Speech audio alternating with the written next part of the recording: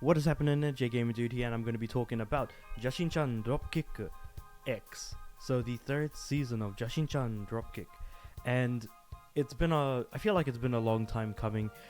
We've had, season 1 and then episode 12, which was kind of a separate thing, season 2 and then episode 12, again it was kind of separate. It's really weird, I don't know, the way they handle these sort of OADs compared to the main season. And now we have Jashin-chan Dropkick X, which this time around is a single season of 12 episodes, so definitely breaking from the norm as per usual, and it leans more into gag comedy more this time around than it has ever done so, and actually has much more in the way of pop culture references and a very specific cameo that I will give the show a lot of credit for. So with all of that said and done, let's just kind of jump right into it. The opening is actually pretty generic, even though I did kind of like it, but I think its genericness kind of overshadows how much I actually like it, so I don't actually like it enough to think, man, it still feels kind of plain to listen to and kind of look at, especially like that sort of last few seconds of the opening. It is what it is.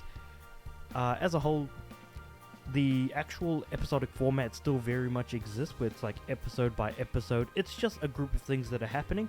However, what makes this season a little bit different is that what I didn't realize, and this season kind of really shows out, is it's not just an episode is where a bunch of stuff happens, but rather each episode is sort of considered as an arc.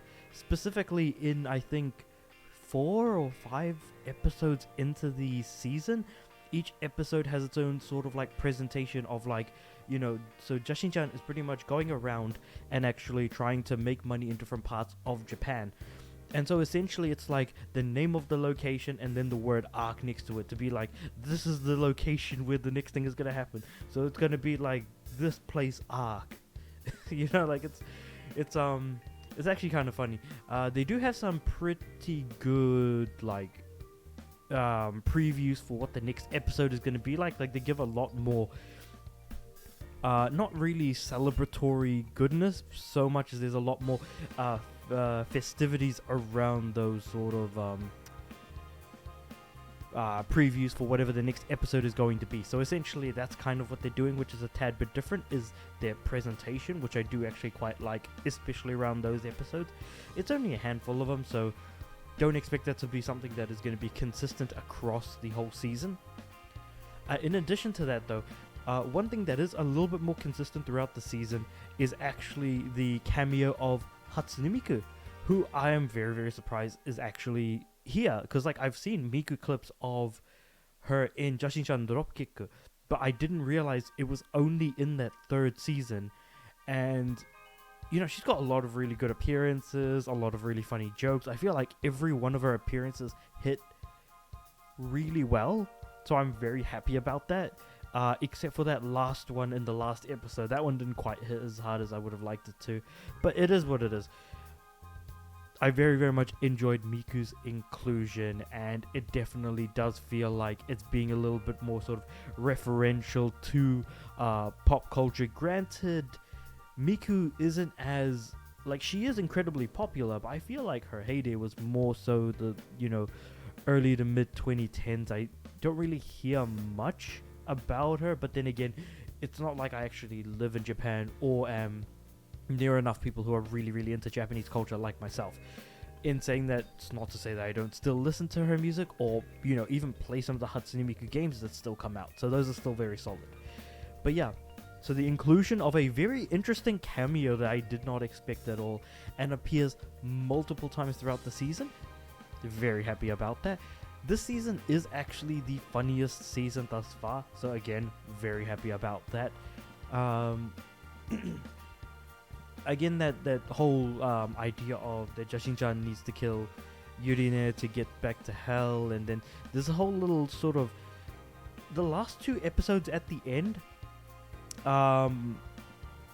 you do flip things up on their head a little bit and almost suggest as if though there is going to be another season coming up, so we'll see how that goes. At the moment, there is, as far as I'm aware, I don't think there's another season that's announced. So again, there's they're alluding to more, Whether or not we actually get more, that's really just, we kind of need to wait to see it. So I guess all in all, not much has changed from the past, but there are some fairly decent inclusions that make the series much more entertaining. And I feel like I've been quite lenient in terms of the scores that I've been giving the shows, where I feel like, looking back at it, maybe I should have given, season 2 a 6, but I gave it a 7 because it was better than season 1, which I gave a 6, but maybe that should have been a 5, who knows. But I'm going to stick to my guns and keep those numbers the way they are. And retrospectively looking at it with Jashin-chan Dropkick, so ultimately I did enjoy the inclusion of Hatsune Miku. I think that the opening is kind of plain, but I still kind of enjoyed it, so I do value it for what it's worth.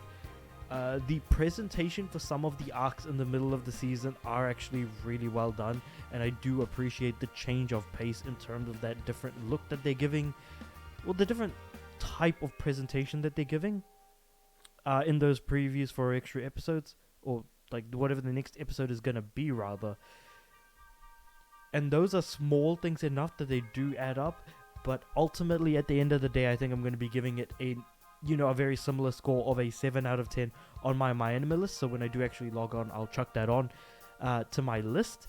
Of course, along with the previous seasons and shows, I am going to be including the reviews for them in the description, as well as this my anime list. So feel free to kind of let me know what you guys thought about the show in the comments below.